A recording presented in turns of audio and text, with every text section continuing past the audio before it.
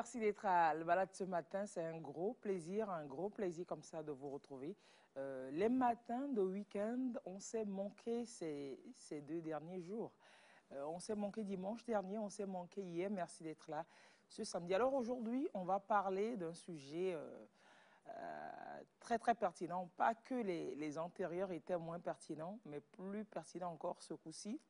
Aujourd'hui, vous l'avez constaté, ça va faire comme un petit balade spécial parce qu'en fait, mes compères, ils m'ont lâché pour ce jour.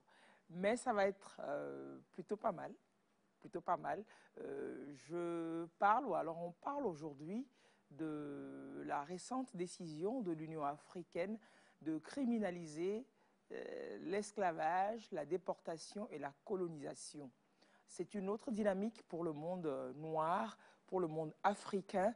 Et puis, on va vous donner écho de la préparation de la 9e conférence panafricaine. C'est Lomé qui abrite l'événement, vous le savez, depuis plusieurs mois. Le comité s'active pour l'organiser. Cette conférence, elle est annoncée pour décembre prochain. On va tout en savoir dans l'émission de ce jour. Madame, monsieur, bonjour et merci d'être avec nous. Et je vais dire bonjour et merci d'être également là aussi de ce pas à messieurs Ejaïde et Anna. Merci d'être avec nous. Merci, Lys. Vous êtes conseiller technique du ministre des Affaires étrangères. Aujourd'hui, la dénomination du ministère, c'est ministère des Affaires étrangères, de l'intégration régionale et des Togolais de l'extérieur. Super. Vous êtes le conseiller technique du ministre, mais précédemment, vous avez été au Brésil, chargé d'affaires de l'ambassade du Togo au Brésil. Donc, vous me direz si c'est le séjour au Brésil qui renforce encore plus en vous ce travail que vous faites sur l'esclavage, la déportation, parce qu'on sait que c'est tout un monde et c'est toute une histoire outre-mer. Vous nous en parlerez tout de suite. Merci déjà d'avoir accepté l'invitation. Merci, Lys Diamia. Et puis, monsieur Afognon Kouakou Sedaminou. Sedaminou, c'est bien ça. Merci d'être avec nous également. Vous êtes coordonnateur du guichet Diaspora au ministère des Affaires étrangères toujours. Bref, je reçois ce matin 2 diplomates. Ah là là là là là là. Merci d'accepter de venir dans le Bala et puis de nous donner toutes les informations concernant cette décision. Parce qu'en fait, on se dit que cette décision, pour qu'elle ait effet, pour qu'elle ait suite, pour que ce ne soit pas comme une décision de plus, il faudrait que nous la connaissions. Il faudrait que nous la sachions pour savoir comment chacun à son niveau doit contribuer à sa mise en œuvre. Alors, tout part de... Je ne vais pas faire la petite histoire quand même de cette décision-là. Mais je voudrais quand même, avant, à l'entame de cet entretien, que nous repassions cette conférence qui s'est récemment tenue à Londres, toujours à l'initiative du Togo et de son ministre des Affaires étrangères, le ministre Robert Doucet, très actif, très convaincu sur la question du panafricanisme aujourd'hui. On est retourné à Londres sur les traces de l'histoire dans les préparatifs donc, de cette conférence panafricaine. On suit le sujet, on revient juste derrière les commentaires.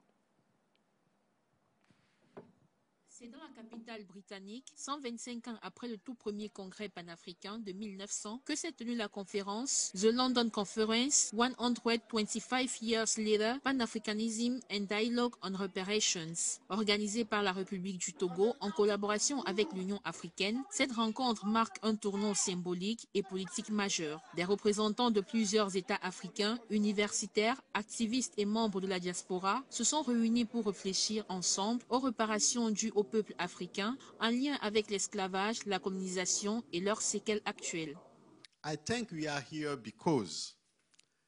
Je pense que nous sommes ici parce qu'il y a 125 ans, des personnalités visionnaires se sont réunies ici à Londres pour délibérer sur l'avenir de l'Afrique et de ses peuples dispersés à travers le monde par le fait de l'histoire. Leur vision était claire, unir les peuples africains, opposer à l'existence du fascisme exacerbé, à l'exclusion et à l'oppression.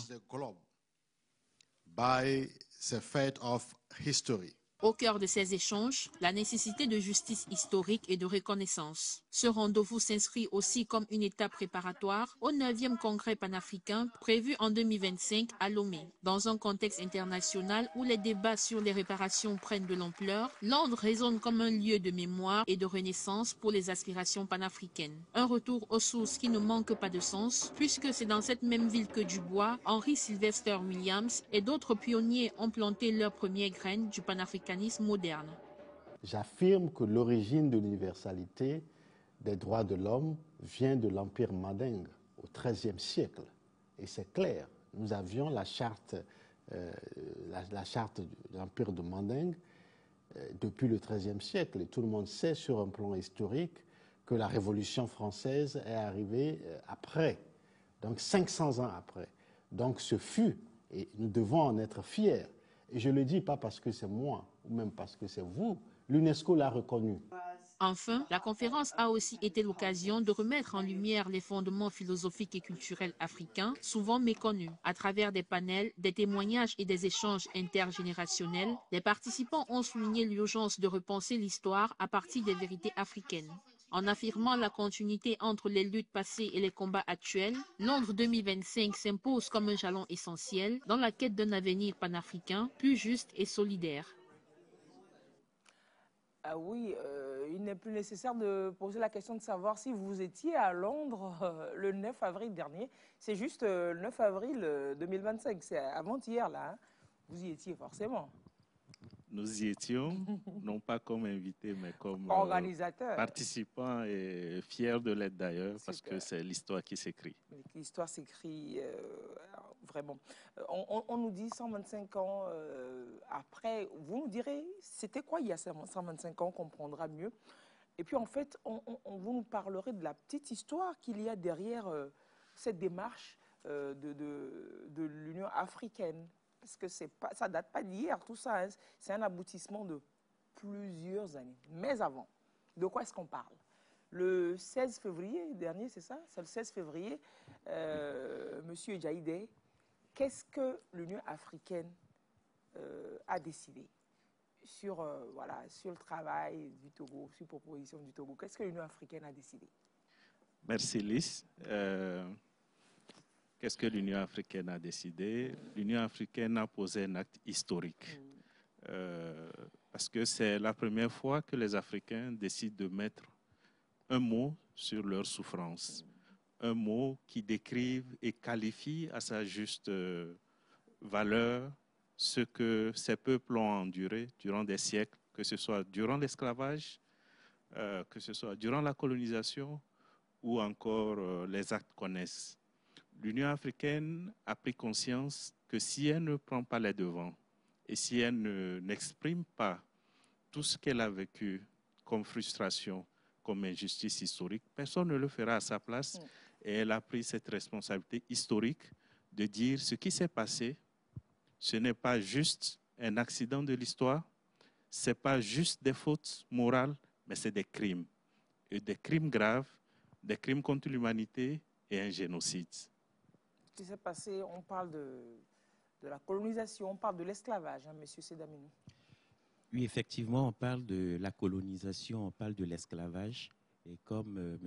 Jaïda vient de le dire, l'Union africaine a pris une décision historique de mettre des mots sur les mots. Les mots M-O-T-S sur les mots M-A-U-X. On le dit aussi habituellement, nul ne plaide par procureur.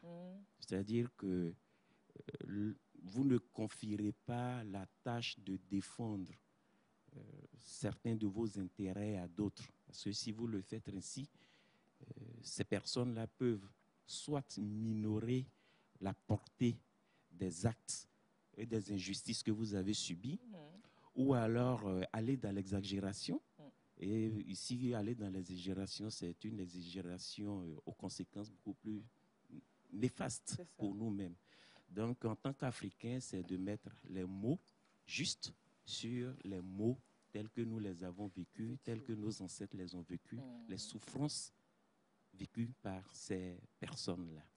C'est ce qui justifie cette décision historique-là prise par l'Union africaine. Alors, ça va rentrer clairement en...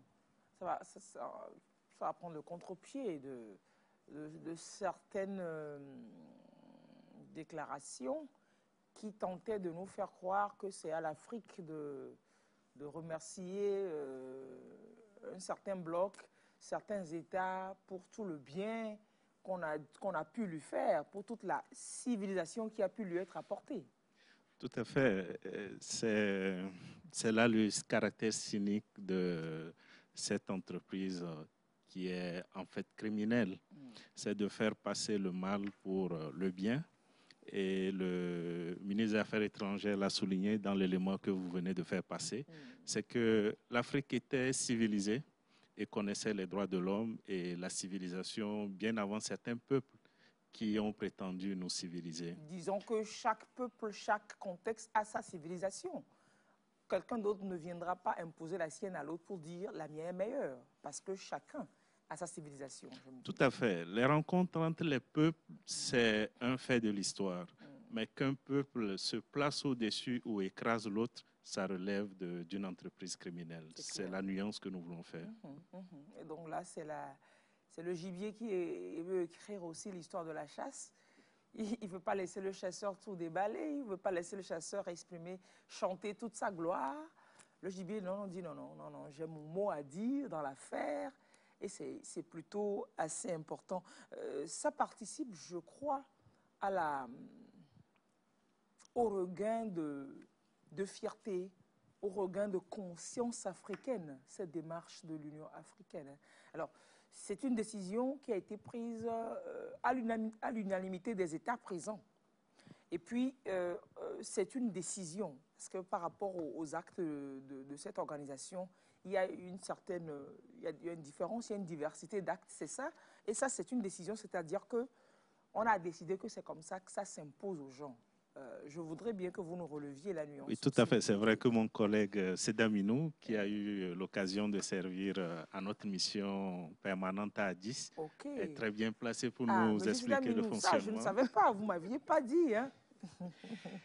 Effectivement, j'ai eu à servir à notre mission permanente à Addis Abeba, notamment à notre ambassade là-bas. Oui. Et il a été relevé au début que c'est une initiative qui a été portée avec conviction par le président du Conseil. Notre actuel président du Conseil du Togo. Et il a fait la proposition à travers le ministre des Affaires étrangères, le professeur Robert Zossé, dont on connaît le dynamisme. Et cette proposition a été faite au chef d'État et de gouvernement de l'Union africaine. Il y a plusieurs procédures. Il y a d'abord, la proposition est faite, elle est discutée au niveau de ce qu'on appelle le COREP, le comité des représentants permanents, qui est composé des ambassadeurs africains qui sont au niveau de l'Union africaine. Ensuite, cette décision est portée vers le ministre des Affaires étrangères. Et enfin, elle est entérinée par les chefs d'État et de gouvernement de l'Union africaine. Donc, l'ensemble des chefs d'État et de gouvernement de l'Union africaine, vu l'importance de cette décision-là, vu le fait que nous, Africains, vous l'avez relevé, nous devons nous approprier le narratif africain, ont tous, à l'unanimité, soutenu cette décision-là. Donc, c'est une décision des chefs d'État et de gouvernement de l'Union africaine, mais il faut également dire que c'est une décision des peuples africains. Voilà. Donc, c'est ce que je voudrais relever. Alors, tout ce processus, ça a pris du temps, j'imagine. Effectivement, le processus a pris du temps. Vous l'avez relevé, il y a eu, on en a même parlé dans l'élément, il y a eu la conférence de Londres qui s'est tenue le 9 avril 2025, le 9 avril dernier, qui a commémoré les 125 ans de la première conférence de Londres qui s'est tenue en 1900. On en parlera, vous nous direz, c'était quoi? Qu'est-ce qui a été commémoré la fois dernière à Londres il y a 125 ans? Qu'est-ce qui s'est passé? C'est une parenthèse, achevez votre idée et puis après, vous nous expliquerez. Voilà. Donc, le processus ici, disons, a commencé déjà en 1993 avec la déclaration d'Abuja. La déclaration d'Abuja dit quoi? La déclaration d'Abuja dit qu'il y a une dette morale unique qui est due aux Africains qui n'a pas encore été payée. Et cette dette morale unique-là, c'est la dette de compensation qui est due aux Africains, qui est le peuple qui a été le plus exploité et le plus humilié au cours des 4 derniers siècles de l'histoire moderne. Sur Terre. Sur Terre, bien sûr, bien sûr. Ensuite, il y a eu la déclaration de Durban en Afrique du Sud. Et cette déclaration de Durban fait suite à ce qu'on appelle la conférence mondiale contre le racisme, la discrimination, la xénophobie et tout, les autres injustices ou crimes qui y sont associés. Et cette conférence de Durban a reconnu la traite comme non pas un crime contre l'humanité en ce moment, mais elle reconnaît la traite comme une des pires souffrances humaines et reconnaît la traite transatlantique comme étant les conséquences du racisme et de la discrimination que vivent actuellement les peuples africains. Après 2001, il y a eu, la question a été portée au niveau des Nations Unies, notamment à l'Assemblée générale des Nations Unies. Et l'Assemblée générale des Nations Unies, même si elle ne l'a pas qualifié de crime contre l'humanité, dit que la traite transatlantique des esclaves et l'esclavage permettent sont les pires crimes, non, sont les pires, non pas des crimes, mais sont... Je viendrai voilà, ils hésitaient à aller au crime. Ils hésitaient à aller au crime, voilà. Ils parlent de pire exploitation, pire violation des droits de l'homme, voilà. Ce sont les pires violations des droits de l'homme commises, voilà, contre les Africains. Donc, ils n'ont pas eu à qualifier expressément ces violations-là de crimes contre l'humanité, mais lorsque vous voyez le dispositif, vous vous rendez compte que tous les éléments sont là pour pouvoir qualifier cela de crime contre l'humanité. Voilà. Et puis, après 2006, il faut dire qu'en 2007, il y a eu ce qu'on peut appeler l'institution de la journée internationale, c'est célébré chaque 25 mars de chaque année, de la journée internationale de l'esclavage. Voilà.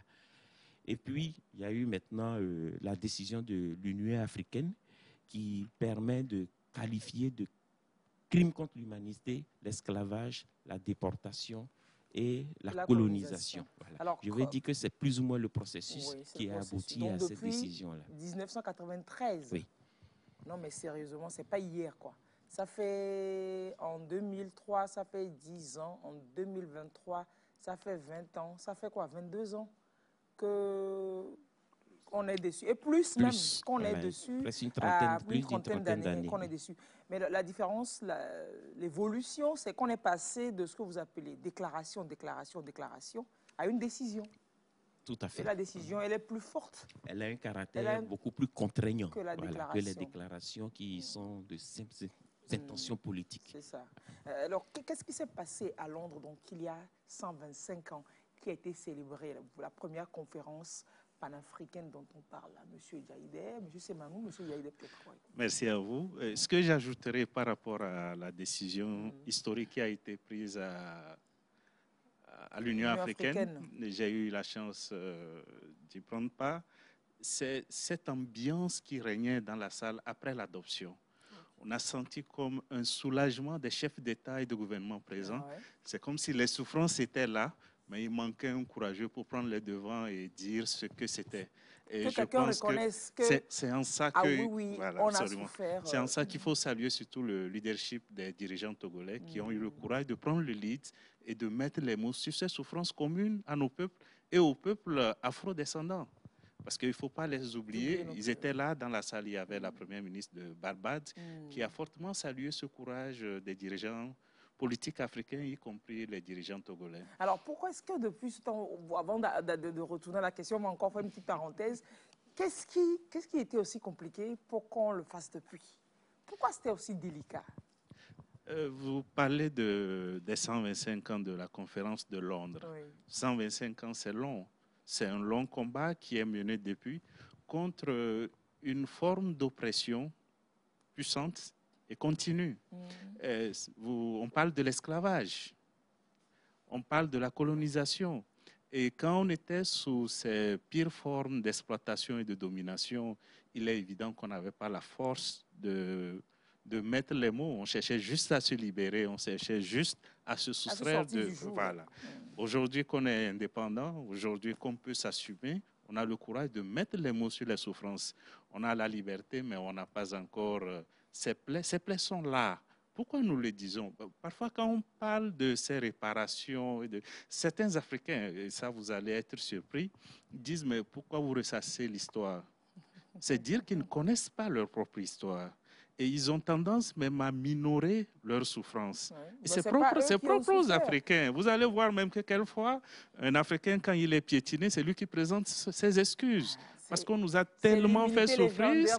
Non, moi je dirais plutôt qu'on nous a tellement inculqué la souffrance que nous nous soumettons pour ne plus souffrir. Et c'est quelque chose dont il faut d'abord guérir. C'est clair. Donc vous estimez que c'est des affres, c'est des séquelles de tout ce qu'on a vécu. Voilà quoi. Allez, vous pouvez, vous savez, envoyer vos réactions, vos contributions à l'émission. Hein. 90 28 33 33, c'est le numéro de l'émission qui aujourd'hui, malheureusement, ne s'affiche pas généralement. Ça s'affiche là au bas de l'écran ici. 90 28 33 33. L'Union africaine qui a décidé de criminaliser l'esclavage, la déportation, la colonisation. Peut-être qu'est-ce que vous en pensez? Vous attendiez cela depuis? À quoi est-ce qu'on devrait arriver? Et peut-être déjà commencez-vous par nous dire, en termes de réparation, à quoi vous pensez? Comment est-ce que vous pensez que la réparation pourra se faire, vu qu'on n'ira pas chez le mécano avec tous les Africains pour dire on soude les parties décollées, etc. On ne pourra pas faire ça, mais bon. Il faudra donc... Vous dites qu'à Londres, il y a 25 ans, c'est les Africains? 125 ans. Il y a 125 ans, plus d'un siècle, un siècle, une génération, un siècle, un quart. Des gens se sont réunis. C'était qui les précurseurs? Oui, un petit cours d'histoire ce matin, ça ne ferait pas de mal. Hein? Il serait prétentieux de notre part de faire un cours d'histoire. Nous sommes juristes, mais notre histoire nous intéresse. Oui, parce que tout à fait. Il faut parler. On parle là du panafricanisme.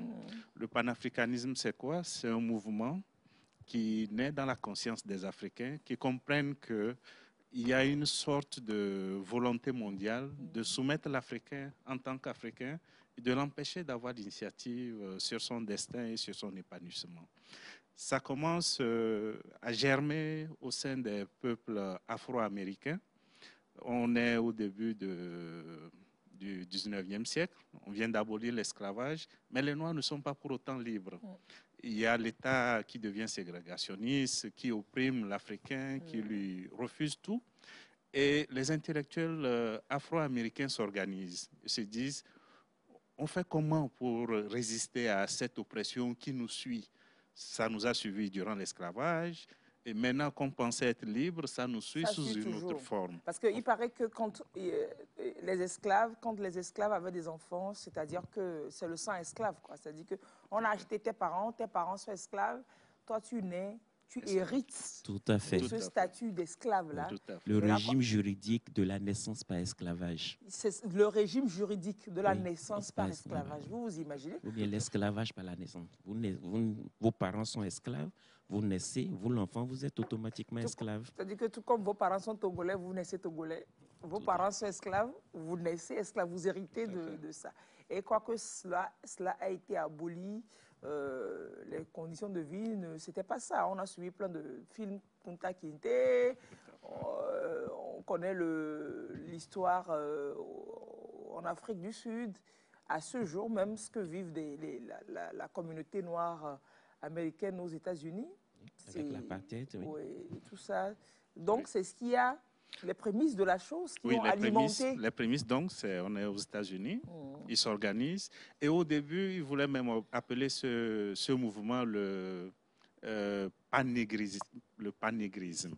Parce qu'ils considéraient que c'était lié à la couleur noire, à la peau noire. Et après, certains ont dit, non, écoutez, ce que nous subissons ici, nos frères qui sont en Afrique le subissent, nos frères qui sont dans les mêmes conditions que nous le subissent. Étendons le mouvement à tous ces peuples. Ne restons pas basés sur la couleur de peau, mais allons aux origines, à l'Afrique d'où nous sommes partis. C'est de là qu'est né le terme panafricanisme. Et ce mouvement pour mieux l'articuler, parce qu'il y avait plusieurs approches, plusieurs idéologies, pour mieux l'articuler, ils se sont entendus pour se retrouver à Londres en 1900, pour réfléchir sur la façon dont ils peuvent se coordonner, sur la façon dont ils peuvent aller de l'avant contre toutes ces formes de domination basées sur l'origine africaine des personnes. Est-ce que l'Afrique noire aussi se sentait autant concernée par l'Afrique blanche, je veux dire, se sentait autant concernée par la chose, puisque on ne le sait peut-être pas, mais la colonisation, l'esclavage beaucoup plus quand même, a touché plus les Noirs, non?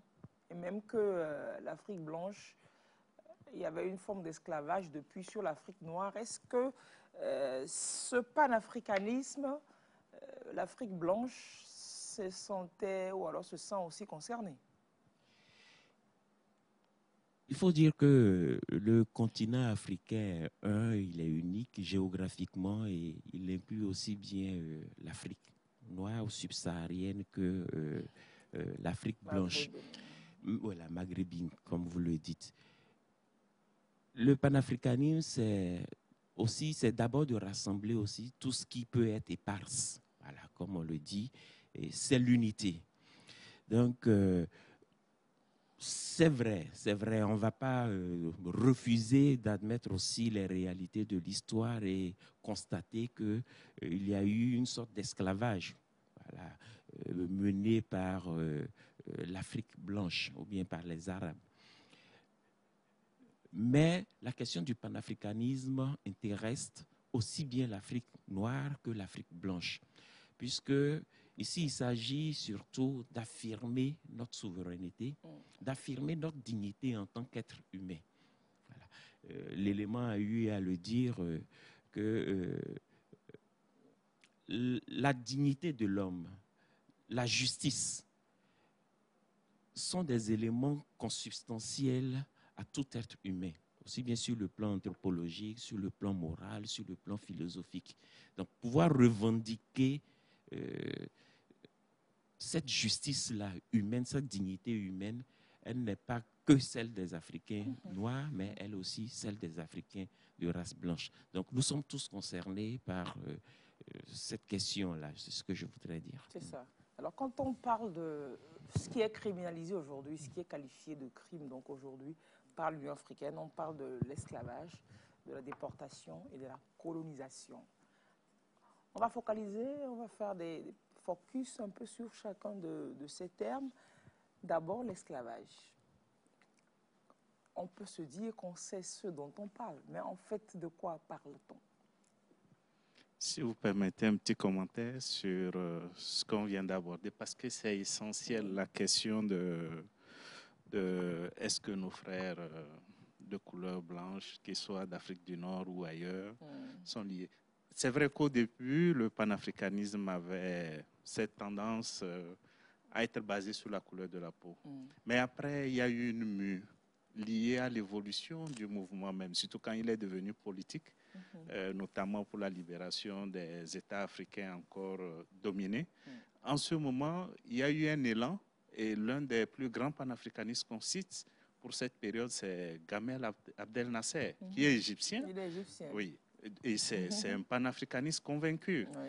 Et même plus récemment, quand on prend le guide de la révolution libyenne, Kadhafi, il n'a rien de noir. Mais c'est un panafricaniste convaincu. Et quand vous allez dans l'apartheid, il y a des Indiens, des Européens qui se sont dressés contre ce système. Mais encore aujourd'hui, ce que les gens rejettent, c'est cette pensée racialiste, cette prétention à être supérieur aux autres. Et cette pensée, elle est rejetée, y compris dans le monde occidental, par certaines personnes blanches qui n'acceptent pas cette idéologie. Donc le panafricanisme aujourd'hui, ce n'est pas une question de couleur de peau, mais c'est beaucoup plus une conviction que l'humanité est une et que nous sommes tous égaux. C'est clair. Voilà, vous revenez, vous nous demandez l'esclavage. Oui, l'esclavage, c'est 4 siècles durant lesquels les populations africaines ont été déportées et une bonne partie jetée comme du pain pourri en mer, parce que... Pour les requins et voilà. autres compagnies, Voilà. dans des conditions que l'on voit à la Tout à télé. fait. Et les survivants ont été esclavagisés, réduits à l'état de meubles. On ne parlait même plus d'êtres humains, on parlait de biens meubles. Puisqu'on les vendait. On les vendait, on considérait qu'ils disposait n'avaient comme on même voulait. pas d'âme, ils n'avaient pas de droit. C'était juste des meubles comme une table qu'on peut Comme de déplacer. l'igname. Tout à fait. Et donc, c'est de cette période que nous parlons. Et pourquoi nous en parlons? Parce que certains ont tendance à l'enfouir dans les coffres de l'histoire. Nous en parlons parce que les conséquences sont actuelles. C'est très actuel. Vous voyez, l'esclavage, ça a eu lieu au moment où l'Afrique comptait environ 100 millions de personnes. Et les chiffres les plus bas disent que c'est 12 millions d'Africains qui ont été déportés. Mais on parle de 600 millions de personnes. Les plus sérieux nous disent, voilà. 600 millions de personnes. Qui, d'une manière ou d'une autre. Donc, et puis, quand nous parlons de cette dynamique démographique, c'est que ça affecte, c'est les forces vives de l'Afrique qui étaient déportées. C'est les bras valides qui Les bras valides. Et puis, nous parlons des crimes contre l'humanité. La particularité d'un crime contre l'humanité, c'est qu'il est imprescriptible. Claire. Donc, même s'il a eu lieu il y a 1000 ans, il suffit qu'on prouve que le préjudice est actuel. C'est clair. Voilà. C'est clair. Et donc, 4 siècles, que l'on dit 400 ans, il y a des estimations pour pouvoir avoir les chiffres des âmes africaines emportées là, aussi bien à l'au-delà que là-bas, au-delà de l'Atlantique. On a parlé de 34 embarcations de 800 tonnes par an qui partaient des côtes africaines. C'est extraordinaire, c'est-à-dire qu'il y a une embarcation, le minimum que ça peut contenir, c'est 800 personnes. Si on dit 34 par an, une année, ça fait 12 mois. Si c'est 2 bateaux qui partaient par mois, ça fait quoi 24. Ça fait 36, disons. Il y a un bateau qui part 3 semaines sur 4. On fait 3 semaines sur 4. Un bateau de 800 personnes, il part d'Afrique chaque semaine. Donc 3 semaines sur un mois. Vous avez au moins la dignité de parler de personnes. On dirait de la marchandise chargée. Voilà. C'est comme aujourd'hui, on chargerait du fer, on chargerait du cacao, on chargerait... Mais mon collègue a beaucoup à dire. Il a travaillé sur cette question aussi. Alors dites-moi. Mais comme vous le dites, ici, ce sont les archives du Vatican qui permettent d'avoir ces données-là. Pour dire que c'est des archives quand même assez sérieuses. Ce sont des archives assez sérieuses.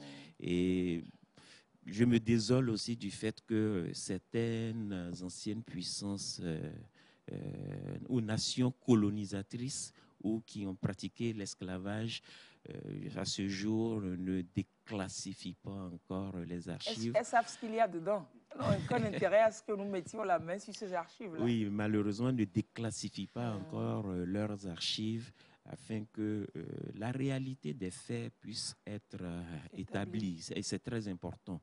Parce que ne pas le faire aujourd'hui, c'est fuir. C'est fuir l'histoire, c'est ce comme on le dit, c'est fait de la politique de l'autruche. L'autruche, ça attend toujours. La réalité finira toujours par nous rattraper. Le fait plus tôt, ça participera à la construction d'un monde beaucoup plus sûr, beaucoup plus stable, d'un monde beaucoup plus juste et plus égalitaire, effectivement. Voilà. C'est clair. Donc, à l'idée des personnes que l'on attrape, vos grands-pères, vos aïeux, mes grands-pères, vos aïeux, vos grands-pères, donc on les attrape. Je dirais même que ces chiffres-là sont minorés. Parce que lorsqu'on vient pour les razzias ou bien lorsqu'on vient prendre les personnes, il y avait des résistances. Donc ceux-là qui résistaient et qui étaient, je dirais, assassinés déjà sur place. Ils ne sont pas comptabilisés. Voilà, ils ne sont pas comptabilisés. Maintenant, lorsque les embarcations partent, il y avait aussi des résistances. Ils sont jetés en mer, donnés aux requins. Voilà. Et puis, il y avait aussi des résistances, si bien que les personnes africaines qui étaient transportées finissaient par arriver à bout de ce que je vais appeler leur bourreau. Bon, malheureusement, certains ne savaient pas naviguer, mais il y avait des suicides collectifs. de ces personnes-là. Ils préféraient mourir comme ça, Préféraient plus dignement que... plus dignement que d'être amenés comme des biens meubles et asservis. Voilà. Donc, si on prend en compte tous ces éléments-là, les chiffres sont exponentiels. Clair, clair. Donc, 800 personnes minimum. 3 semaines. À chaque embarcation, c'est 800. Cette semaine, lundi, ça vient. La semaine prochaine, ça part mercredi. La semaine prochaine, ça part vendredi. Et puis, c'est parti pour... Sur 400 ans, vous imaginez, qu'on enlève des âmes comme ça, qui sont empaquetées comme ça, comme c'est de la marchandise à l'époque. On les empaquette, on les enlève et puis on les jette quelque part, on les vend. C'est des propriétés privées de quelqu'un. Et sur un marché, ils vont donc, ils font les enchères, ils vendent, et quelqu'un s'enrichit de la vente des humains de ce type-là. Et on les déverse dans des plantations ailleurs pour ceux qui arrivent à survivre. Et ça prend du temps, ça a pris du temps avant que l'on nous dise oui, que c'est un crime. Aujourd'hui, vous enlevez, on peut faire le parallèle aujourd'hui, hein, vous enlevez quelqu'un qui enlève un être humain, qui le vend ou alors qui le tue, c'est qualifié dans les législations internes, ou bien, monsieur Djaïdé, vous qui êtes juriste? Tout à fait. Pour revenir, c'est vrai que, comme l'a dit mon collègue Sedaminou, ces chiffres sont minorés. Les chiffres que nous évoquons, c'est un peu comme ils ne nous considéraient pas comme des hommes. C'est ceux qui tenaient la comptabilité de ce commerce macabre. Ce n'est pas des archives. Quand on parle d'archives, c'est valorisant. Aujourd'hui, nous les qualifions d'archives. À l'époque, eux, ils les tenaient comme comptabilité. C'est les livres de compte qu'on a retrouvés. Donc, c'est ceux qui ont bien voulu tenir une comptabilité de leur entreprise qui nous donnent aujourd'hui de qualifier ça d'archives. Mais beaucoup n'en tenaient pas comptabilité, soit par dissimulation, soit pour des raisons diverses en tout cas. Et donc, c'est vraiment des chiffres minorés que nous évoquons. Tout à fait. Aujourd'hui, quand dans de moindres proportions, l'humanité est touchée dans sa dignité, il y a des cris d'orfèvre. Mais l'Africain l'a enduré. Et pendant des siècles et dans des proportions inimaginables. Et il n'y a pas à part l'émotion que quelquefois ça suscite, il n'y a pas d'action. Il n'y a pas de réparation. C'est ça qui choque. C'est comme si, à cette souffrance, on déniait la reconnaissance. Et c'est comme si cette souffrance, on continuait par dire, en fait, est-ce que c'était des humains qui les subissaient? Laissez tomber. On laisse tomber cette affaire. Voilà, c'est un accident de l'histoire, c'est une parenthèse qu'il faut refermer. C'est ça. Voilà. Alors, on se demande aujourd'hui, est-ce que ceux qui ont commis ces actes et qui refusent de les regarder, est-ce qu'ils ont conscience de la gravité de ces actes? Est-ce qu'ils ont encore du respect par rapport à leurs victimes?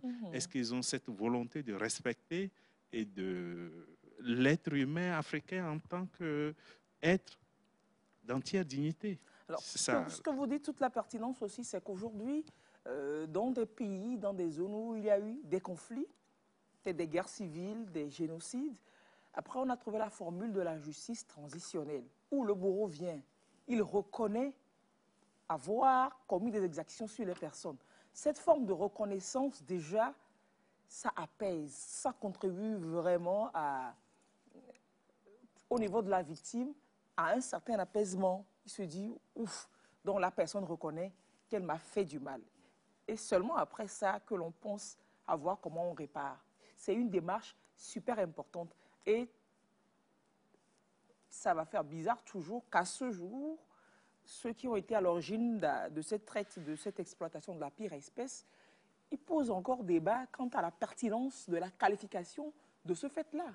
Je vous choquerai davantage parce que concernant la traite, lorsqu'on a aboli la traite, on a compensé les anciens propriétaires d'esclaves. Oui, ça, on leur a payé des compensations. Parce qu'il fallait les dédommager. Il fallait les dédommager. On leur cause un préjudice. On leur cause un préjudice. Mais les victimes, ça reste... des ignames. C'est ce qui est véritablement dommage et ça montre aussi le caractère cynique voilà, de certains. Inhumain de certains. Et c'est davantage choquant lorsqu'on se constate que aujourd'hui, dans le monde moderne, ceux-là, ces nations-là qui ont eu à commettre ces actes-là, veulent se prendre pour les donneurs de leçons. Voilà, se prendre pour les donneurs de leçons. Quand vous prenez les conséquences vous prenez en compte l'esclavage, la colonisation et la déportation, les conséquences sont actuelles. Sur le développement de l'Afrique, voilà, c'est clair. Le retard africain, c'est clair.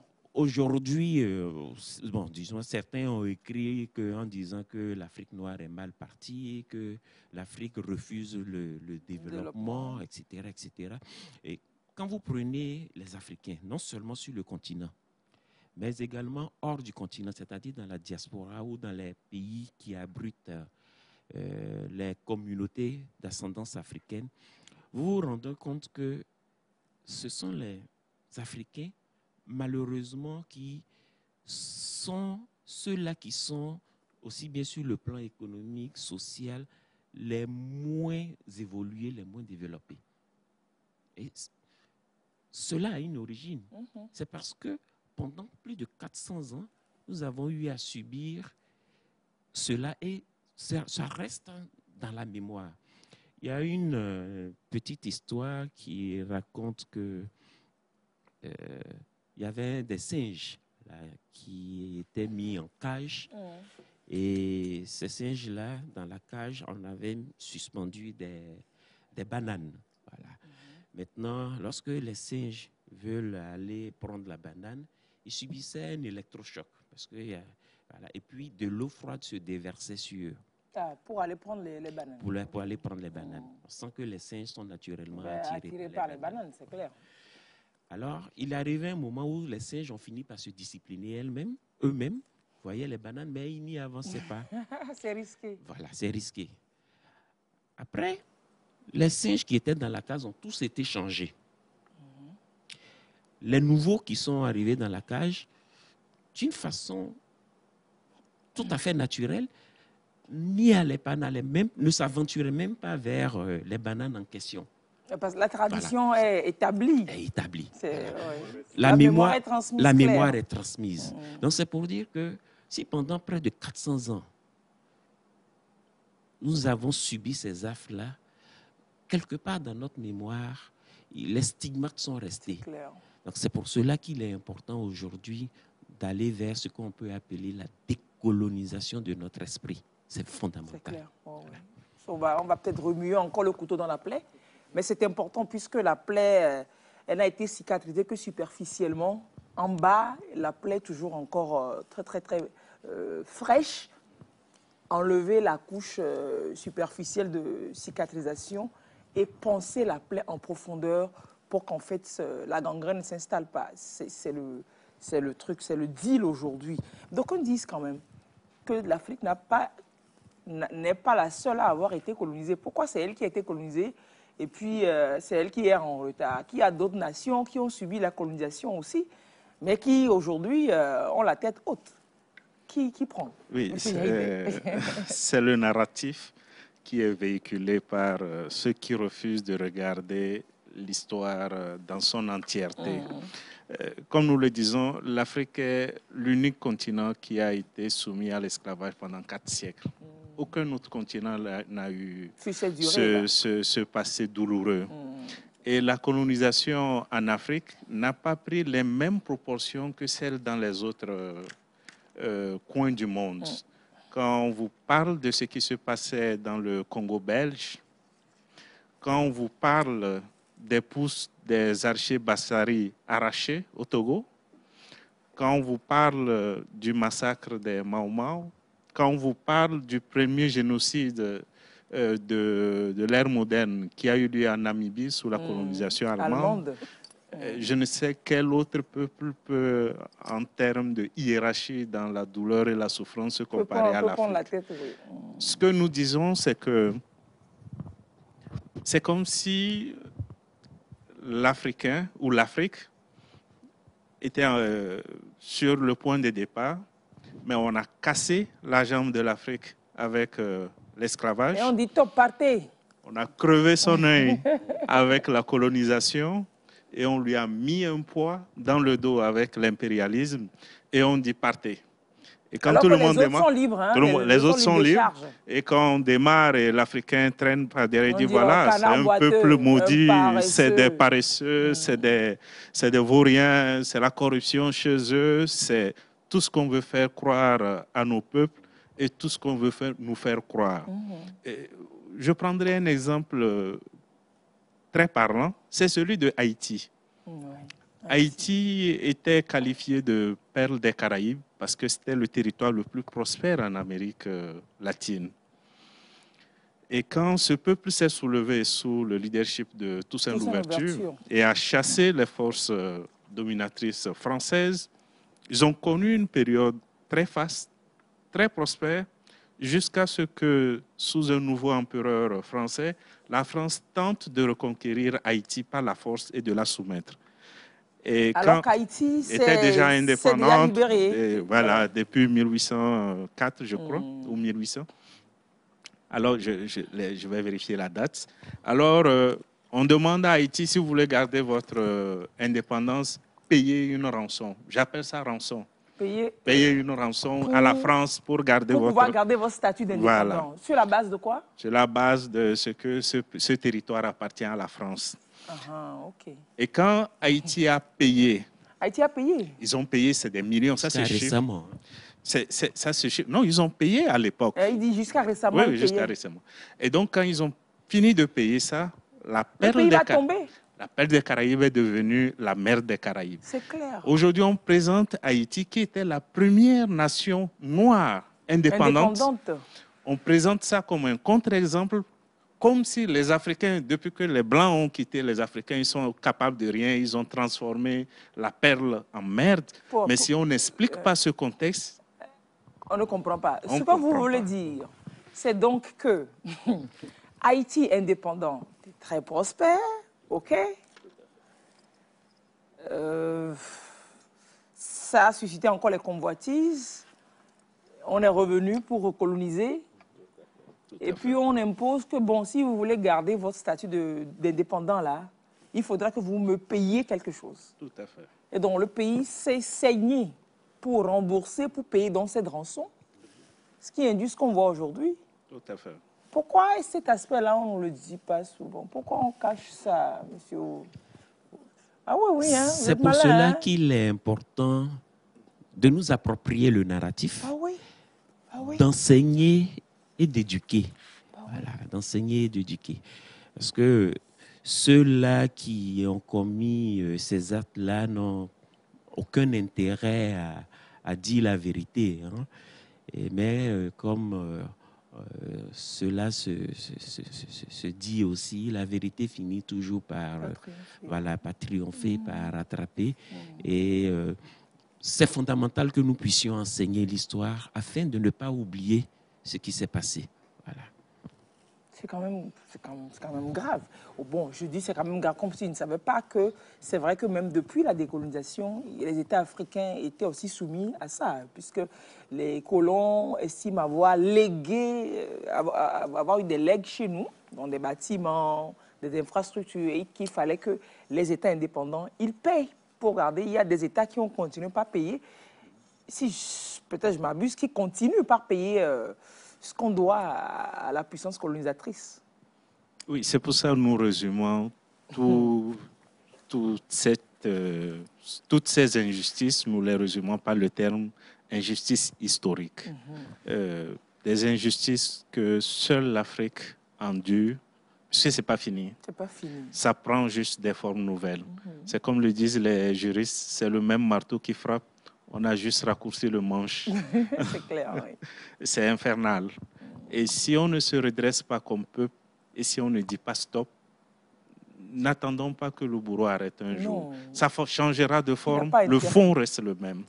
Le fond reste le même. Il y a cette volonté de faire de l'Afrique et de l'Africain le marchepied de certains.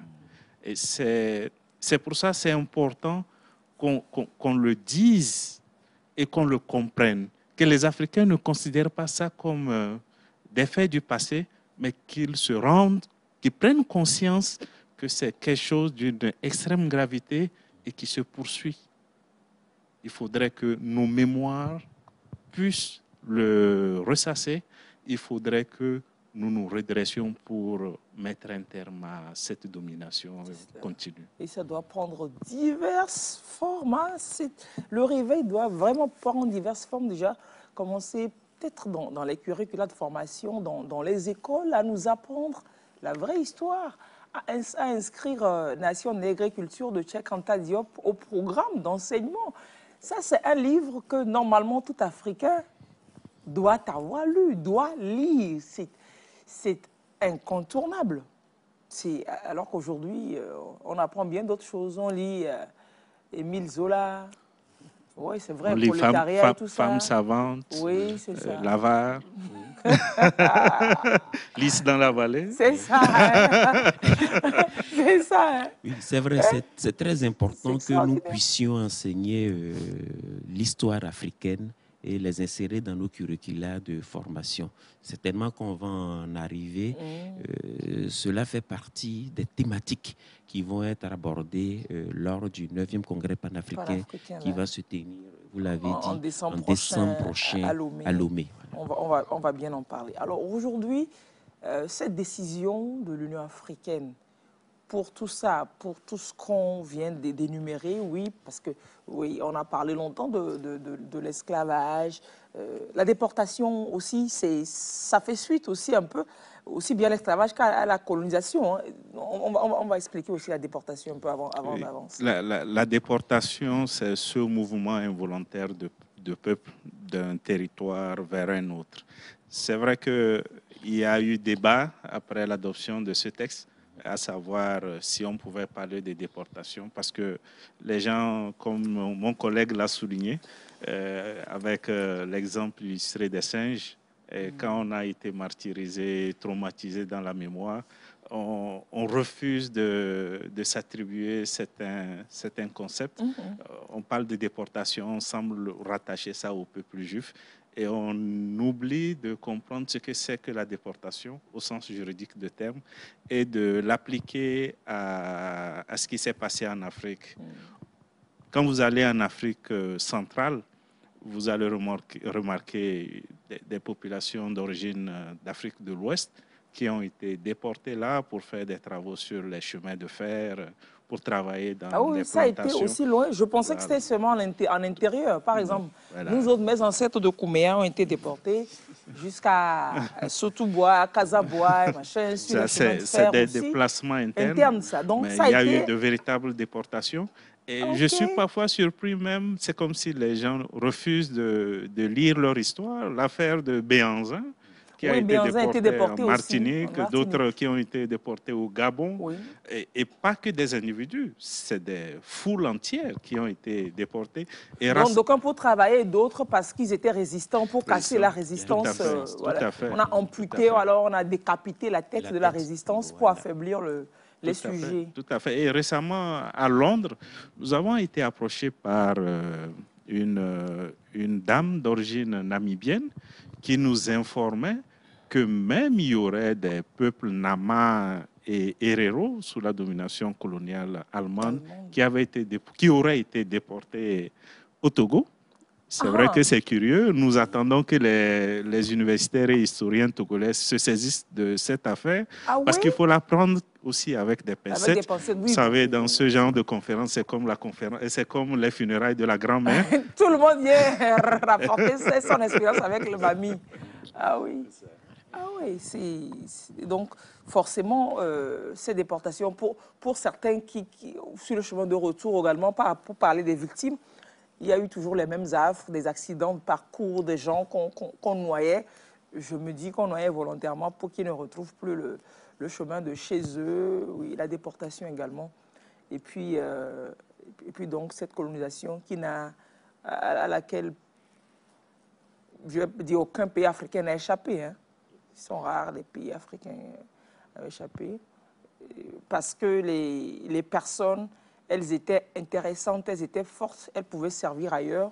on s'est servi de ces personnes, ces Africaines. Et puis après, parce qu'il y avait un grand territoire, parce qu'il y avait des ressources, on s'est servi maintenant du continent, du physique et puis de ses acquis. C'est-à-dire que l'affaire, la dame là, qui est à l'écran, vraiment, elle a été bien saignée, bien, de tous côtés, quoi. Froissée, opprimée, saignée, à ce jour. Humiliée. Humiliée. Complètement exempt. Claire. Et la pire, c'est qu'on ne reconnaît pas. La pire, c'est qu'on dit non, arrête, arrête. C'est vous-même, vous ne connaissez pas votre histoire. Et puis d'ailleurs, vous n'avez pas d'histoire. C'est de la victimisation. Oui, c'est de la victimisation, arrêtez ça. Vous n'allez pas être là tout le temps à revenir sur les mêmes choses. Il faut regarder de l'avant à présent. Arrêtez ça. Il y a d'autres qui ont subi ça. C'est vous-même qui arrêtez ça. Et quoique vous devriez, vous êtes ingrat, c'est de l'ingratitude. Vous devriez nous dire merci pour ce qu'on vous a fait. On a osé jusqu'à ça, hein. On a osé jusqu'à dire qu'on est ingrat, qu'on devrait dire merci pour le service rendu. C'est-à-dire que, bon, c'est quel genre de service? Peut-être que c'est, je ne sais pas, vous êtes des experts, c'est quel genre de services qui nous ont été rendus comme ça? Pardon, dites-nous. Je ne sais pas s'il faut parler de service qui a été rendu aux peuples africains. La déportation, le conseiller technique vient d'en parler, c'est un déplacement forcé des populations. Vous quittez votre territoire d'origine pour un autre. Cela se fait de façon systématique, cela se fait de façon généralisée avec les conséquences qu'on connaît. La colonisation, c'est les violations, c'est l'exploitation économique, c'est les violences physiques. Lorsqu'on vous violente, lorsqu'on vous coupe le pouce des doigts et que vous ne pouvez même pas travailler comme cela s'est passé au nord du Togo. Au nord du Togo? Oui, avec les archers Bassari. Ah oui, on leur coupait. Non, expliquez, racontez l'histoire aux enfants, ils ne savent pas. Qu'est-ce qu'on a fait? L'archer Bassari, heureusement, au moins ça, on a ça au programme. Au lycée, au cours de français, on lit. Mais c'était quoi l'histoire en pays Bassar? La petite histoire, c'est que lorsque les colons progressaient vers le nord du Togo, il y avait des résistances. Oui. Et ces peuples-là utilisaient des flèches. Oui. Alors, lorsqu'on s'est rendu compte qu'ils résistaient et qu'ils étaient très habiles au maniement des flèches, alors ces guerriers-là, on les capturait et on leur coupait le pouce pour les empêcher de tirer les flèches. C'est parce que tu as le doigt que tu tires flèches. Voilà. Maintenant, ce qui est encore plus grave, c'est que lorsque des enfants naissent, qu'ils sont mâles, déjà dès la naissance, on leur coupe le doigt. On leur coupe aussi le doigt. Le colon, bien, c'est devenu une tradition dans la famille. Non, je parle des colons. Hey, non, je ne parle pas, ce n'est pas une tradition familiale. Oui, je te dis, l'héritage, là, c'est les colons qui ont perpétué. Quand il y avait des naissances mâles, voilà. On coupait systématiquement le doigt aux jeunes, voilà, aux garçons, pour les empêcher de devenir des archers habiles. Des archers habiles, voilà. Et non seulement vous êtes amputé, vous êtes handicapé du doigt, voilà, physiquement, vous ne pouvez plus devenir guerrier, vous ne pouvez donc plus combattre et résister, et puis vous ne pouvez même plus cultiver. Oui, c'est-à-dire que le doigt n'est pas fait que pour tirer à l'arc. Voilà. Donc, c'est imaginer les souffrances endurées par nos ancêtres, par nos dévanciers. Voilà. Donc, on ne peut pas parler ici de service qui a été rendu, bien au contraire. Comme il a dit ça là, moi je voulais savoir, peut-être qu'il y a un service, je ne sais pas. Vous savez, Cheikh Anta Diop a prouvé l'antériorité de la civilisation noire sur toutes les autres formes de civilisation, notamment entre la brillante civilisation égyptienne. Et il est aujourd'hui admis que tout ce qu'il y a d'universel en termes de science a été pris en Égypte. Pythagore, donc c'était des Noirs qui ont développé tout ceci. Et ces Noirs n'ont pas imposé cela aux autres peuples par la violence et par la domination. Les contacts entre peuples, lorsque le peuple qui a l'avance, a la chance d'avoir l'avance, quand ce peuple est civilisé, il transmet aux autres ce qu'il a découvert. Mais ce que nous disons, le contact avec le monde occidental, qui avait en ce moment une certaine forme d'avance scientifique, c'est que ce contact a été une relation de domination, une relation basée sur l'orgueil et l'asservissement, la suprématie raciale. Parce qu'en fait, l'objectif derrière, c'était l'exploitation qui emmenait à ce besoin. Ça, nous nous étonnons que l'Afrique, surtout ceux qui viennent après nous dire l'Afrique noire n'est pas suffisamment rentrée dans l'histoire. Peut-être qu'ils n'ont pas lu l'histoire. Ils ne connaissent pas l'histoire de l'humanité. Sinon, ils sauraient que ce qui a fait donner la chance à la Grèce antique et à la Rome antique, c'est l'Égypte. Et l'Afrique a tant contribué au progrès des sciences qu'elle ne demande pas une reconnaissance. Mais ce que nous disons, ce n'est pas les échanges entre peuples, mais c'est les crimes qui ont été commis lors de ces contacts entre les peuples. Ces crimes qui ont pris des proportions inimaginables, c'est cette réparation que nous demandons. Ce n'est pas les contacts. Pour les contacts, c'est le fait de l'histoire. Oui, c'est humain, c'est clair.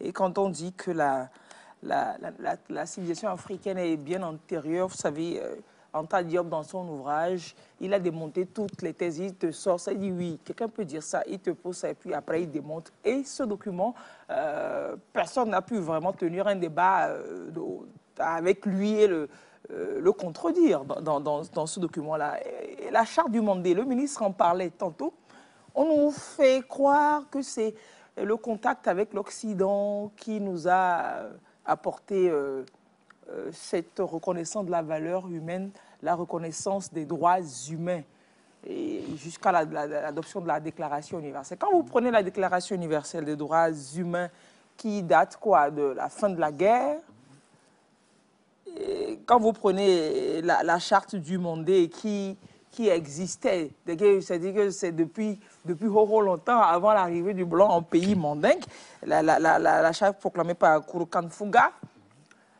vous vous dites, il faut les lire les deux, il faut voir ce document, vous les lisez. Vous voyez les similitudes, on dirait que quelqu'un a copié quelque chose quelque part, et puis a plaqué quelque part, et puis s'est approprié. Tout comme les fables de La Fontaine, on lit que La Fontaine également, ces fables, en fait, ce n'est pas les fables de La Fontaine, c'est les fables de quelque part d'Égypte qu'il est allé prendre, et puis qui s'est attribué les fables de La Fontaine.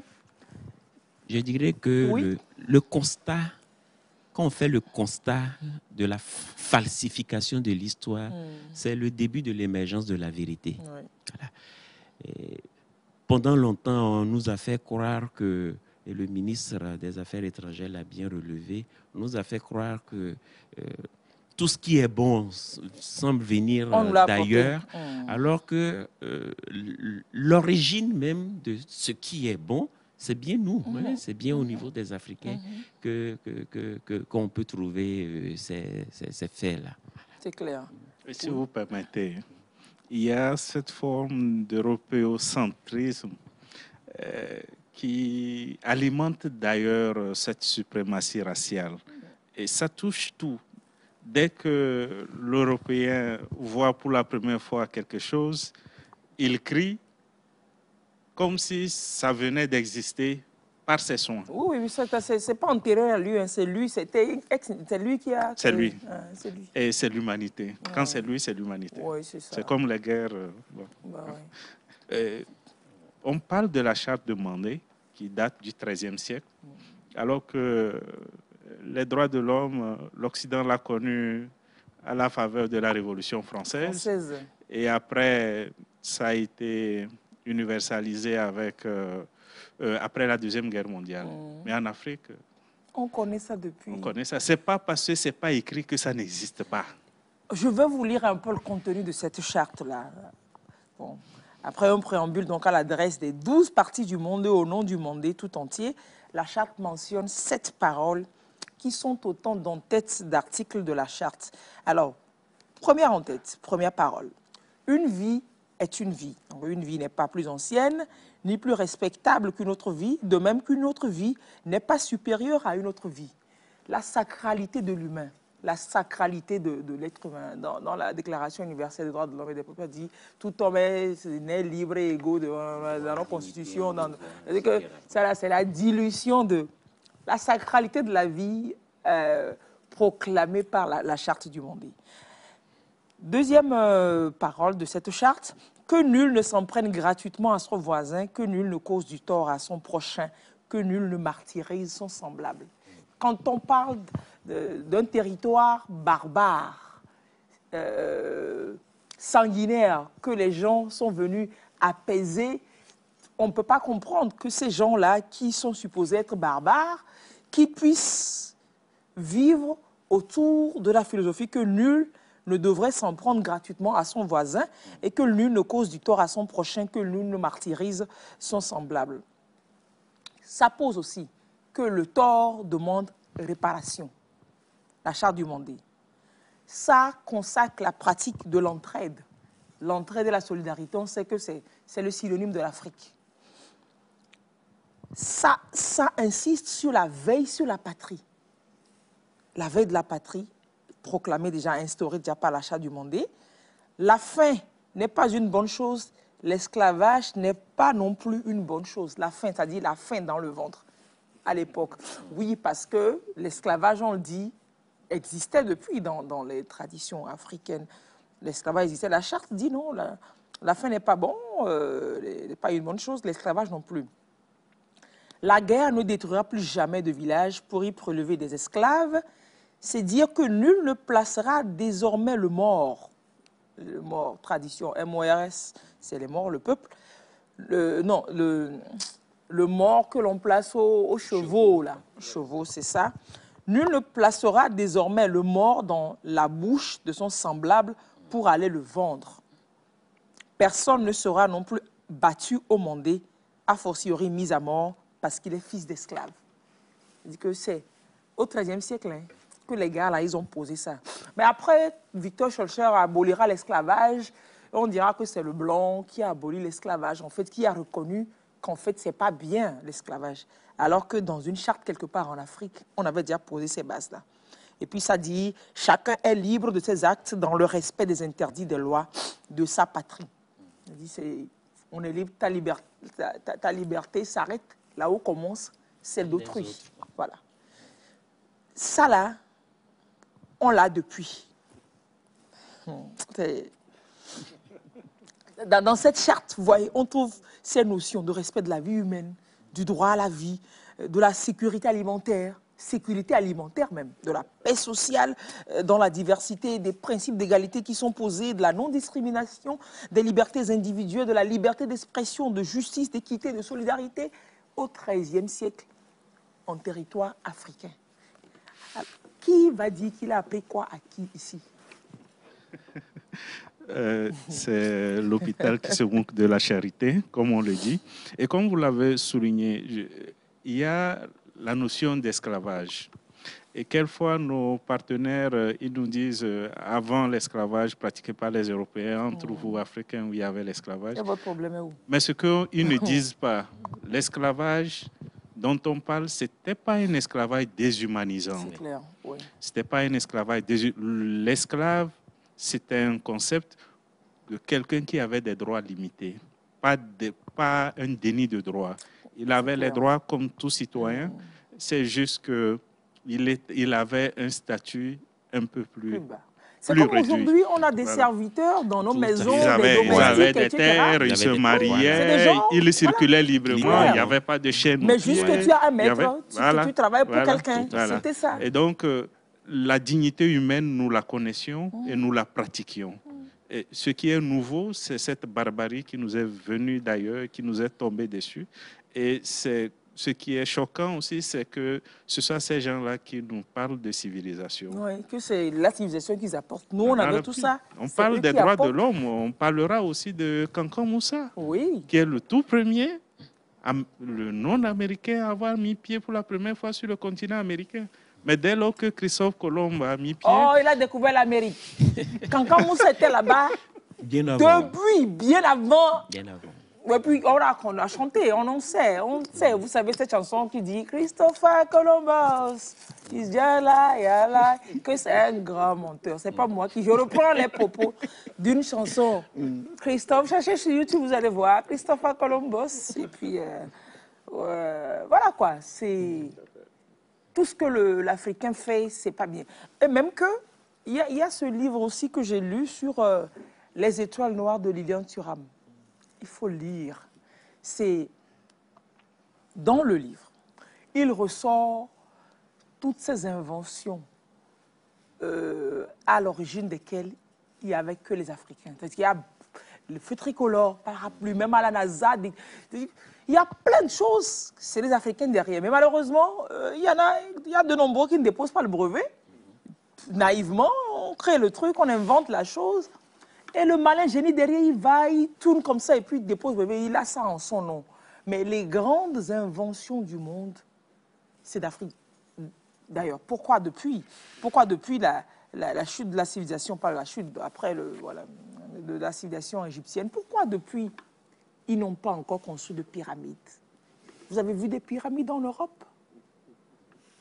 Ils en ont, bon, oui, aujourd'hui, machin, d'une manière, mais les pyramides construites de cette manière, en ce temps, avec la technologie rudimentaire qu'ils avaient, on a construit des pyramides. Aujourd'hui, on n'en a pas. Je serais surpris que certains vous disent que ce n'est pas les Africains. Que ce n'est pas les Africains. C'est des extraterrestres. Oui, parce qu'un Africain ne peut pas construire une pyramide comme ça. C'est trop ingénieux pour si le blanc ne peut pas comprendre le mécanisme, si le blanc ne peut pas reproduire ça, c'est qu'un homme, et encore moins pas un noir. Voilà. On a construit des pyramides. Il faut que l'Africain lui-même se réveille, qu'il prenne conscience de sa valeur, qu'il prenne conscience de son histoire, pour apprécier en fait à sa juste valeur ces décisions que l'Union africaine vient de prendre. En fait, c'est pour ça que on explique tout ça, on rentre dans l'histoire. C'est pour que l'on se dise, ah oui, tiens, c'est un tournant majeur, c'est une étape historique, c'est une décision voilà quoi, inédite. Et puis voilà, pour nous, Africains, cette décision du 16 mai 2025. Hein. Du 16 février. 16 février. Je suis pressée. 16 mai, on ne va pas. C'est du 16 février 2025. C'est une décision historiquement historique. Tout à fait. Claire. Alors, aujourd'hui, quelles peuvent être les implications de cette décision? On en est là. L'Union européenne, l'Union africaine, vivement l'Union européenne. L'Union africaine a pris ces décisions. Quelles peuvent en être les implications aujourd'hui? Monsieur Sidamino, peut-être? Oui, suite à cette décision de l'Union africaine, je crois qu'il peut y avoir des implications qu'on peut relever en trois catégories, hein, ou selon trois axes. Il peut y avoir d'abord des implications politiques, des implications diplomatiques, et puis ce que j'appellerais aussi des implications juridiques. Au plan politique, d'abord nous en tant qu'Africains, nous nous approprions les souffrances que nous avons vécues, subies, et nous mettons des mots sur des mots comme nous avons eu à le dire au départ. Au plan politique également, cela va permettre aux Africains de savoir ce qui s'est passé antérieurement, et puis de porter la question des réparations également comme un sujet, voilà, dont nous devons continuer de parler. Au plan diplomatique, cela permet de porter la question des réparations dans les grandes instances internationales. Cela permet de rapprocher, nous les Africains, des Africains qui sont aussi à l'extérieur, hors du continent africain, notamment ceux des Caraïbes, avec par exemple la CARICOM. Ça permet un rapprochement diplomatique et ça permet de parler ou de définir des stratégies, voilà, pour pouvoir aller vers des réparations. Au plan diplomatique, je dirais aussi que ça permet une nouvelle configuration des relations que nous avons avec les anciennes puissances coloniales. Voilà. Voilà, l'Afrique est en train d'émerger, l'Afrique est en train de revendiquer sa place, une meilleure place sur la scène internationale, puisque le système tel qu'il existe aujourd'hui, c'est celui qui date du lendemain de la Seconde Guerre mondiale, où l'Afrique est considérée comme un pays. Dans certaines instances, les pays ont des places, oui. Et puis il y a eu une place pour l'Afrique. Voilà. Qui est à 54, 55 ou 54, 55. 55 pays. Voilà, l'Afrique a 55 pays, a une place. Et puis, tous les pays ont une place. L'Afrique, après moult bavardages, l'Afrique peut avoir une place. Ouais. Voilà. Vous, pendant longtemps aussi, les pays africains, pour pouvoir s'exprimer ou porter un certain nombre de sujets au niveau de l'ONU, nous devrions passer par nos maîtres. Voilà. Bon, il faut aujourd'hui se réjouir du fait que cela est de plus en plus dénoncé par certains pays. Et donc, cela permet aussi, sur le plan diplomatique, de réguler à nouveau cette relation-là que nous avons avec les anciennes puissances coloniales. Je dirais aussi qu'il y a des implications juridiques. Voilà. Et ces implications juridiques, on a eu à le relever. Le fait de qualifier ces différents éléments-là de crimes contre l'humanité font que ces crimes-là deviennent, ou bien ces différents actes-là deviennent imprescriptibles. Voilà. Ensuite, ça permet de constituer un fondement pour les réparations. Parce qu'on le dit, s'il n'y a pas une qualification de crime, s'il n'y a pas de peine, voilà, c'est comme on le dit, c'est ça, nous l'homme criminel, nous la poignée. Tant qu'il n'y a pas la loi, bon, il n'y aura pas la peine. Nous la poignée sine lege, nous l'homme criminel sine lege. Donc, ça permet de constituer un fondement, voilà, pour pouvoir obtenir des réparations. Voilà, de façon schématisée, certainement que le conseil technique pourra aussi compléter. Oui, tout à fait. Il faut déjà dire que c'est de portée historique. Cette décision, ça permet de revoir le narratif, de ne rien minorer par rapport aux souffrances et d'enseigner dans nos écoles que ce qui a été fait pendant l'esclavage, sous la colonisation, c'est des crimes. L'enseigner pour que les générations à venir l'intègrent dans leur mémoire et comprennent et travaillent en sorte que ça ne se répète pas. C'est clair. La deuxième implication, c'est que nous avons des bases communes aujourd'hui sur lesquelles nous pouvons réclamer réparation. Nous réclamons réparation pour des crimes contre l'humanité et pour génocide commis sous ces différentes formes de domination. Et c'est important parce qu'il y a les Africains qui demandent réparation, il y a les Afro-Américains qui demandent réparation, il y a les Afro-Brésiliens, les Afro-descendants d'origine Amérique latine, Caraïbes. Ça permet de nous entendre sur un fonds commun pour réclamer réparation. Et c'est en ça même que le rôle du Togo est aussi à saluer, parce que cette décision donne mandat au Togo pour poursuivre, suivre la mise en œuvre et les implications de cette décision. Et mon collègue a évoqué un autre point essentiel, c'est l'aspect juridique. Parce que quand on parle de crimes contre l'humanité et on parle de génocide, ça renvoie à ce que le statut de Rome a défini normalement, le statut qui crée la Cour pénale internationale. Ce sont des infractions qui sont prévues et réprimandées par ces textes. Ça permet de faire un lien et comprendre les implications sous cet angle-là. Mais ce qui est essentiel, c'est que ça crée l'occasion pour dialoguer avec nos protagonistes et voir on fait quoi. On fait quoi? Le silence on le fait à l'amiable ou bien on le fait... Voilà. On y va de la manière forte. On ne peut plus se voiler le visage sur ce qui a été commis. On ne peut plus minorer. Vous connaissez la gravité des faits. On fait quoi? On fait quoi? Allez, je vous rappelle pour ceux qui viennent de nous prendre au vol que nous sommes en train de parler de la loi... non, La loi, il manque que ce soit, il manque que ce soit une loi dans l'ordonnancement juridique des États africains, que tous les pays africains consacrent ça quelque part.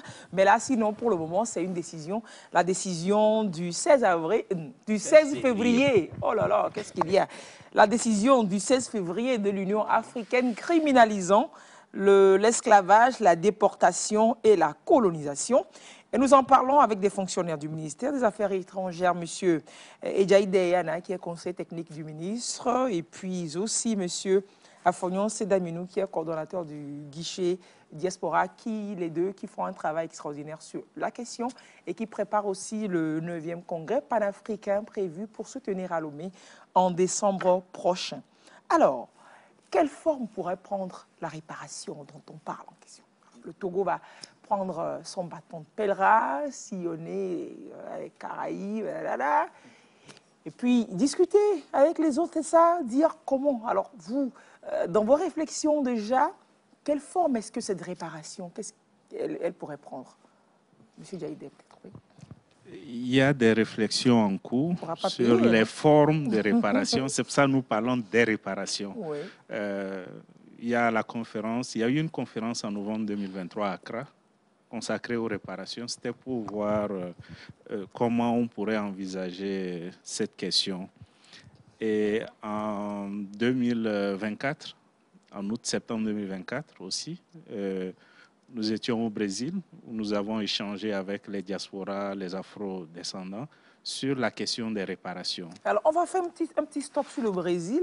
Vous continuerez votre développement après.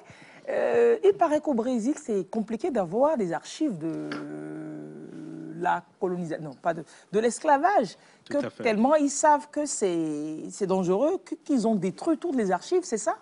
Tout à fait. C'est une part de la mémoire qui a été envoyée à la fumée.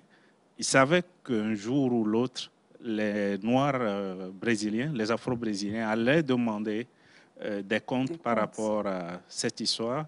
Et lorsqu'on tendait vers l'abolition de l'esclavage, ils ont brûlé toutes les archives. Aujourd'hui, les Brésiliens sont incapables de retracer leur parcours depuis la terre africaine jusqu'à leur arrivée, sur quel bateau ils sont arrivés, quel négrier, de quelle partie de l'Afrique ils ont été arrachés.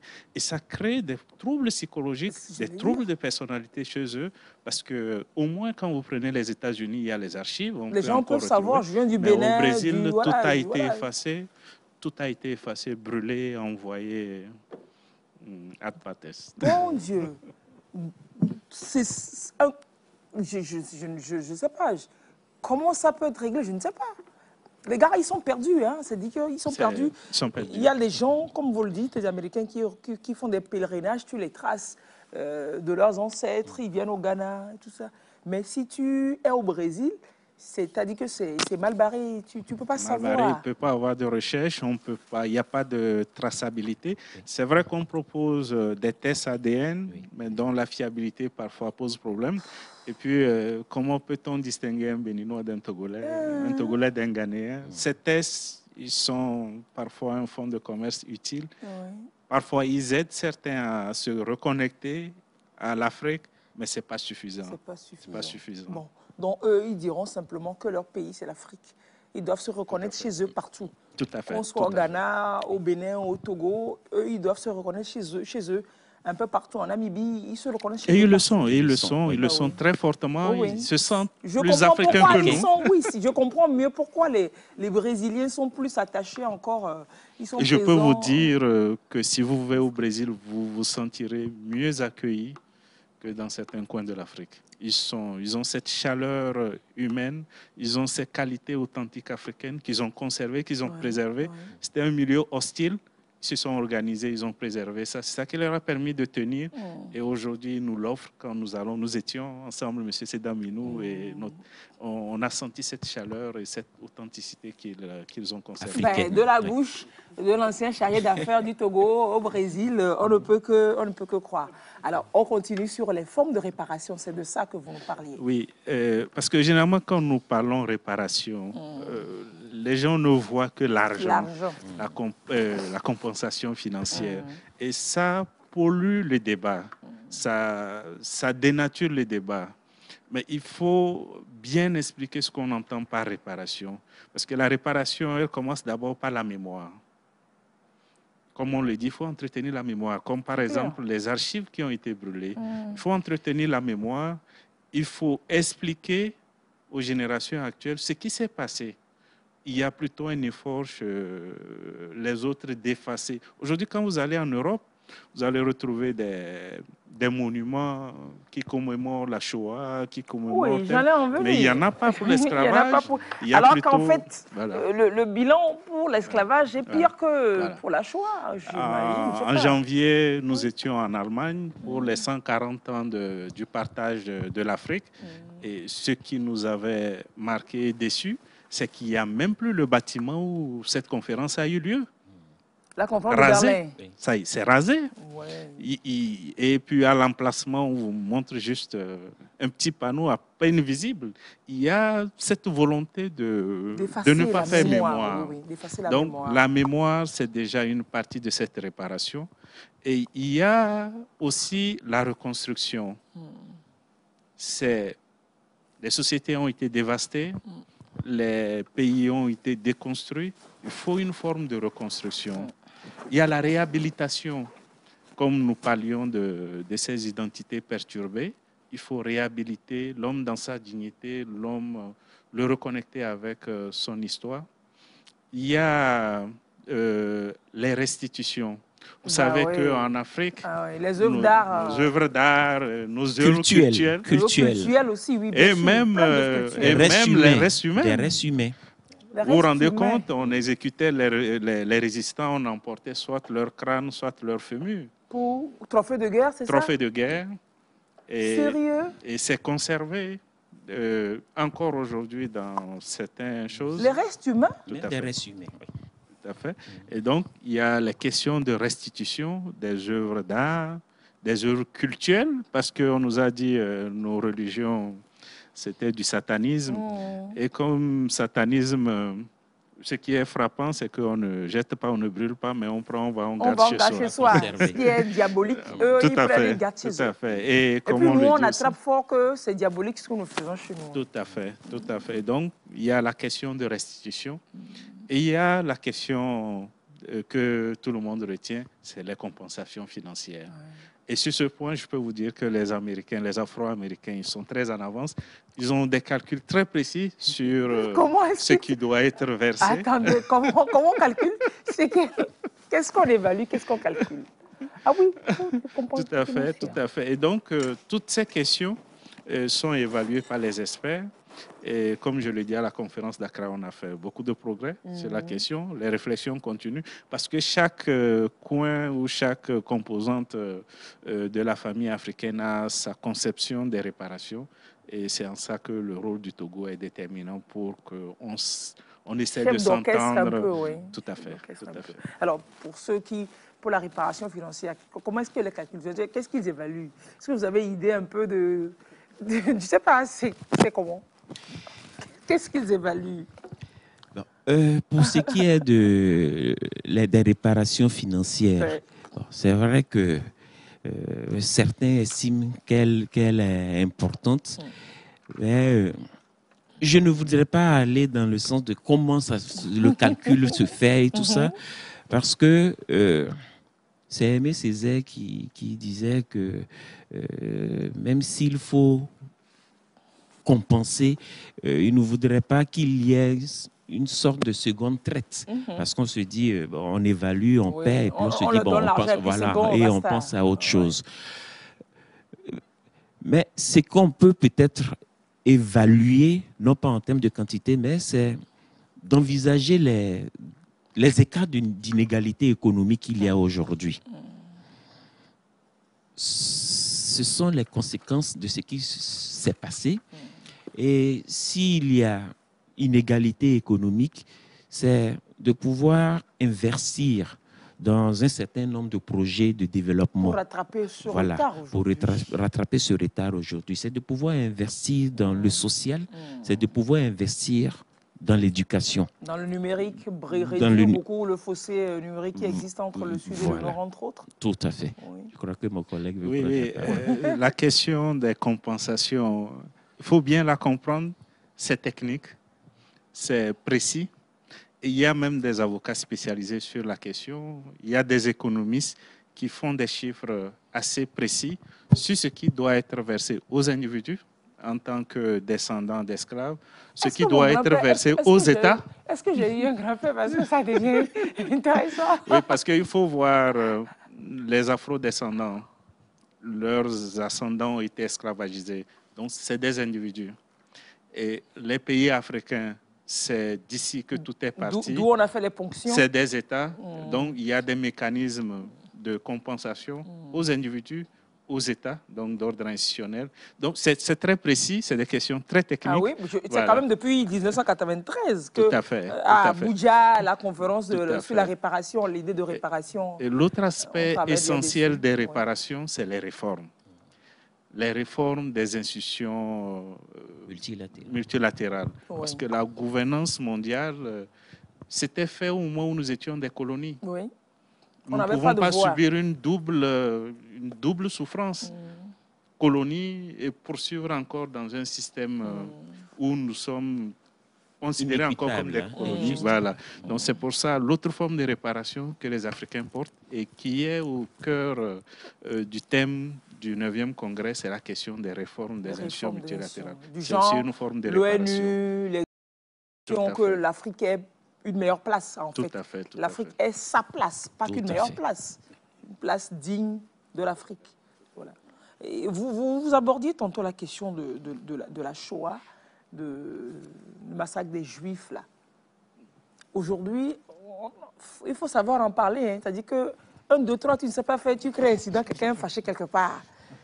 Alors qu'en fait, je ne vais pas dire une âme perdue, un individu qui est mort, c'est une grosse mort. C'est pas au niveau de la quantité. Mais en fait, concédons que l'on considère aussi la quantité et la manière. Si l'on part sur cette base de la durée de la chose, de la quantité, l'Afrique, vous l'aviez dit tantôt, il n'y a pas un peuple qui peut se dire avoir été aussi meurtri que l'Afrique. Et la Shoah aujourd'hui est consacrée. Donc cette décision de l'Union africaine pourrait aboutir à terme aussi à ce que un concept existe comme ça et qu'il soit respecté, vénéré. Ce que je dirais, c'est que la Shoah, c'est une période où l'humanité a touché le fond. C'est récent. Mais ce qu'on doit surtout dire, c'est que la Shoah n'est pas portée à ce niveau par la volonté de ceux qui ont commis ces atrocités. C'est parce que le peuple juif est debout, le peuple juif se mobilise, le peuple juif se fait respecter. Et c'est ce que nous, Africains, on doit faire. On ne doit pas rester pleurnicher, mais pourquoi vous compensez cela, vous nous laissez. Il faut qu'on se redresse, il faut qu'on se mette debout, qu'on prenne exemple sur les autres. Tout à fait, tout à fait. Et donc, c'est ce que nous devons faire. Il n'y a pas de hiérarchie dans la souffrance. La souffrance humaine, elle est la même, mais ce que nous disons, c'est que ce qui est arrivé au peuple africain est unique, de par la durée et de par l'ampleur. Et donc, faisons en sorte que, et comme je le disais, nous, Africains, on est un peuple aussi qui aime présenter ses excuses au bourreau. On nous marche dessus et on s'excuse. Ce que le peuple juif ne fait pas. C'est clair. Et bon, ça devrait bien aller.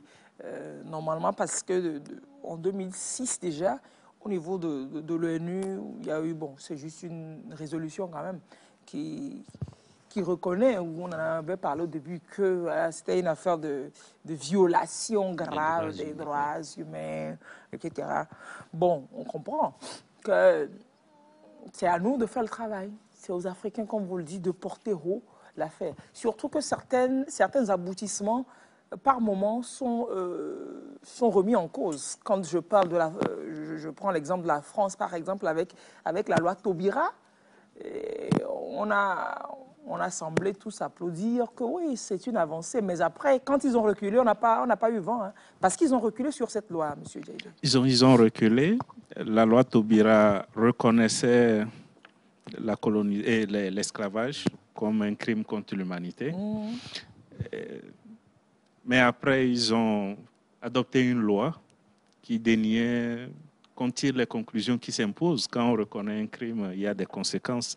Et cela fait partie de cette démarche que les Anglais appellent le back and forth. On avance d'un pas et on recule de 2 ou 3 pas. Et comme on le dit, c'est parce que quand ils l'ont fait, on ne s'est pas suffisamment mobilisé. Et quand ils sont revenus sur ça, on ne s'est pas aussi mobilisé. Et il nous appartient, comme on le fait aujourd'hui, de bâtir à partir. Parce que dès que quelqu'un reconnaît son crime, nul ne plaide pas procureur, comme il l'a dit. N'attendons pas que ce soit eux qui nous disent ce que ça veut dire. C'est clair. Vous vouliez compléter un peu, M. Sidameno, non? Oui, comme l'a dit M. Ejaïder, c'est à nous-mêmes de nous approprier ce combat-là. Pour la Shoah, ce sont les Juifs eux-mêmes qui se sont mobilisés.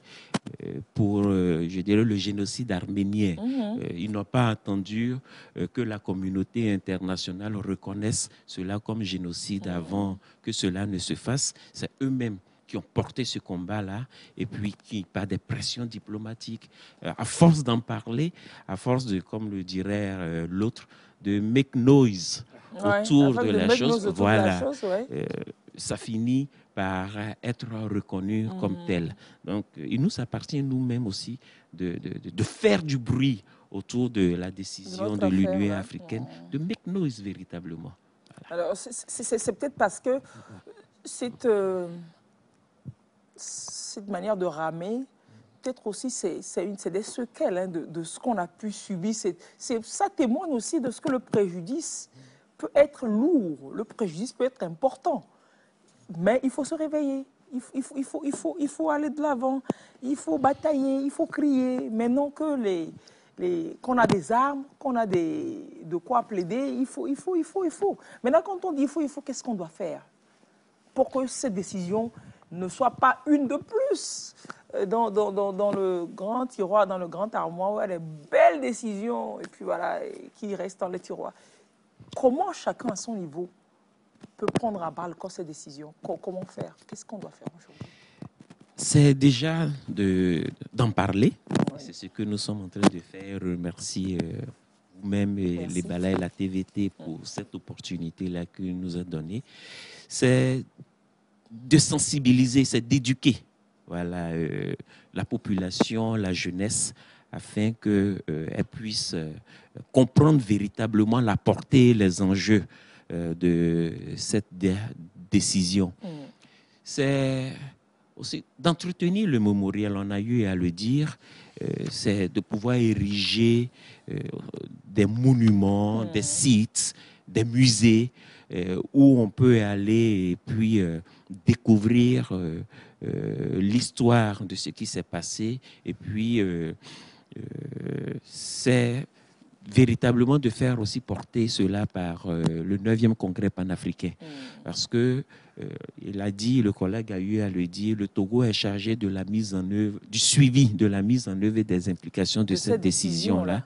Et lors du 9e congrès panafricain, la question des réparations également va être abordée.